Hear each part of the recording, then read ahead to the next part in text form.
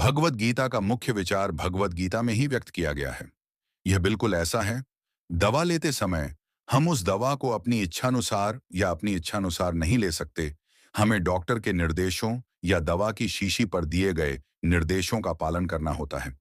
इसी प्रकार भगवत गीता को ठीक वैसे ही लेना होता है जैसा इसके वक्ता ने इसे लेने का निर्देश दिया है। भगवत गीता के वक्ता स्वयं भगवान कृष्ण हैं।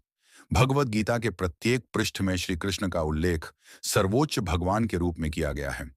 भगवान शब्द निश्चित रूप से कभी-कभी किसी शक्तिशाली व्यक्ति या देवता के मामले में उपयोग किया जाता है। यहाँ भगवान कृष्ण को भगवान शब्द द्वारा एक महान व्यक्ति के रूप में वर्णित किया गया है।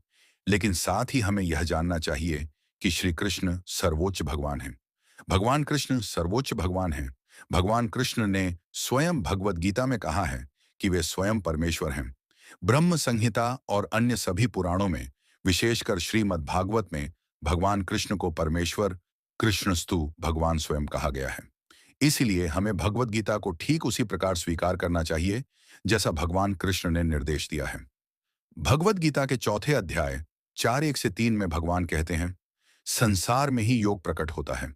संसार में ही मनुष्य की रक्षा होती है और राजा ही ज्ञानी होता है। भूतकाल में ही महायोग का नाश होता है। भूतकाल में ही योग प्रकट होता है। भूतकाल में ही योग प्रकट होता है।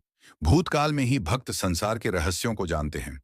यहाँ भगवान अर्जुन से कहते हैं कि उन्होंने यह योग भगवद गीता सबसे पहले सूर्यदेव को सुनाई, जिन्होंने इसे मनु को, मनु ने इक्षक को, इत्यादि।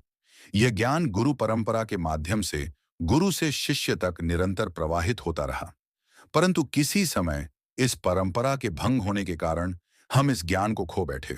इसलिए भगवान स्वयं कुरुक्षेत्र की युद्ध भूमि में आए और अर्जुन के माध्यम से पुनः यह ज्ञान प्रदान किया।